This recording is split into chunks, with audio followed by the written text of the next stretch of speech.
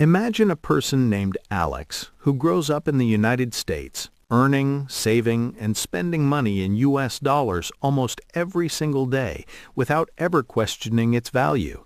To Alex, $1 is simply $1. But everything changes the moment Alex decides to travel abroad. When Alex lands in France, suddenly $1 turns into less than €1. Later, while traveling through Indonesia, that same $1 transforms into more than 15,000 rupiah. This strange experience raises a powerful question that almost everyone has wondered at least once in their life. Why does money have different values across countries? Why isn't $1 equal to €1, 1 yen, or 1 peso? And more confusingly, why do exchange rates keep moving every second, even when nothing obvious seems to be happening? To understand this, we need to go far beyond simple numbers and dive into the hidden mechanics of global finance, economic trust, political stability, human psychology, and history. Long before modern currencies existed, people relied on barter systems, exchanging goods like grain, cattle, or tools directly with one another. But barter was inefficient because it required both parties to want exactly what the other was offering at the same time. To solve this, societies gradually adopted commodities such as shells, silver, and eventually gold as a medium of exchange.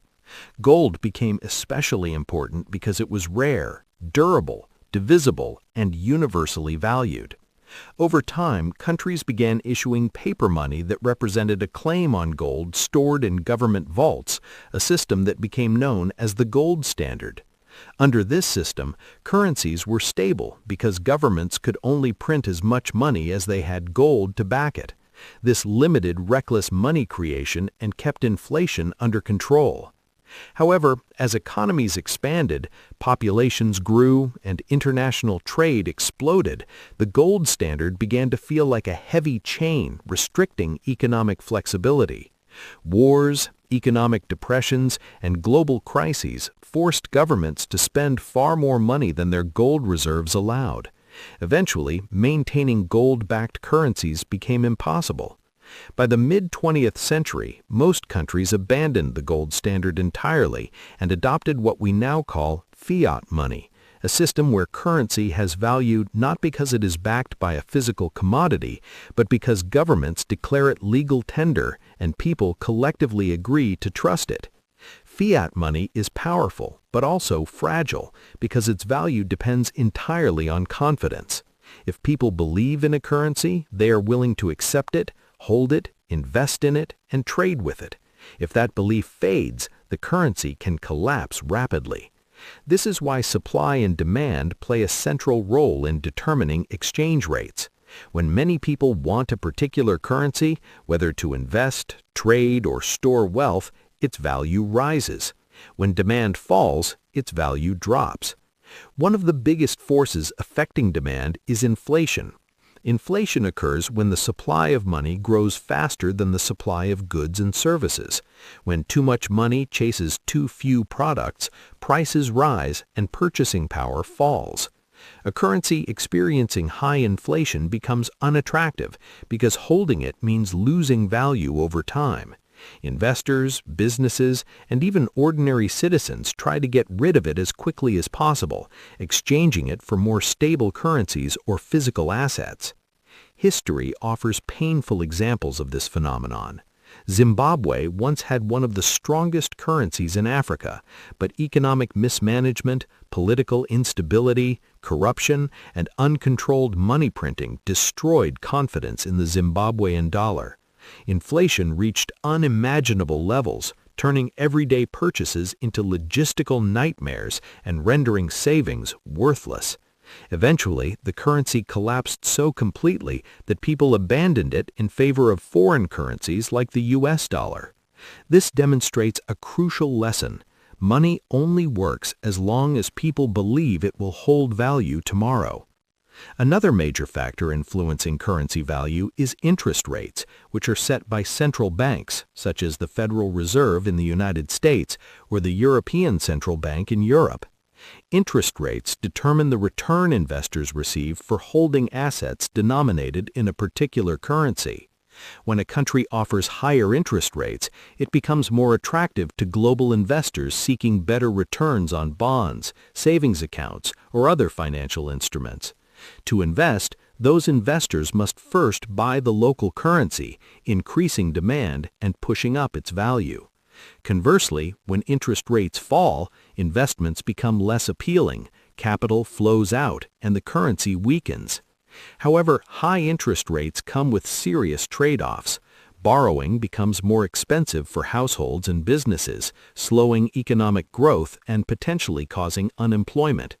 This delicate balance forces central banks to constantly adjust rates in response to inflation, employment, and economic conditions, making currency markets highly sensitive to policy announcements and even subtle changes in language.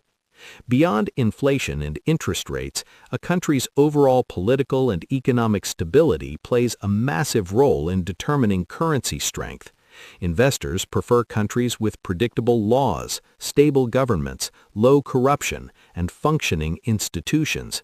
Political chaos, frequent policy reversals, protests, or conflicts increase risk and uncertainty. When risk rises, investors pull their money out, weakening the currency.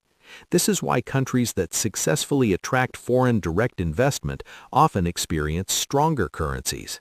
When multinational companies build factories, offices, and infrastructure, they must convert foreign money into local currency to pay workers, buy materials, and operate businesses.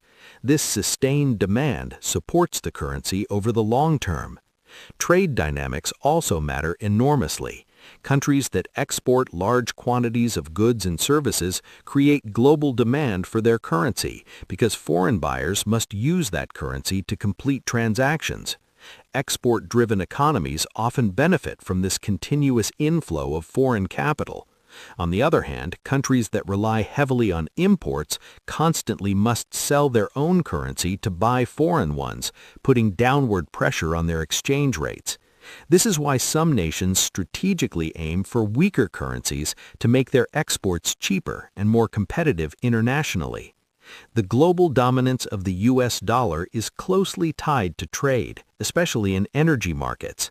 For decades, oil has been priced primarily in U.S. dollars, forcing countries around the world to hold dollars in reserve to purchase energy. This system, often referred to as the petrodollar system, has created constant global demand for the dollar, strengthening its position as the world's primary reserve currency. Some countries attempt to avoid currency volatility altogether by pegging their currency to a stronger one. Pegged currencies maintain a fixed exchange rate, offering stability and predictability. While this can reduce inflation and encourage trade, it also means surrendering monetary independence. If the anchor currency experiences problems, the pegged currency suffers as well. Pegging requires massive foreign currency reserves and disciplined economic policy, making it difficult to maintain long-term. In the end, currencies are not just pieces of paper or digital numbers.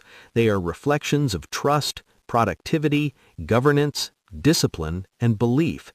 Exchange rates change constantly because markets are constantly reassessing these factors in real time. Every political speech, economic report, war, election, innovation, or crisis feeds into collective expectations about the future. Money is not equal because countries are not equal in stability, productivity, policy, or trust. And as long as human behavior, politics, and uncertainty exist, currency values will never stand still.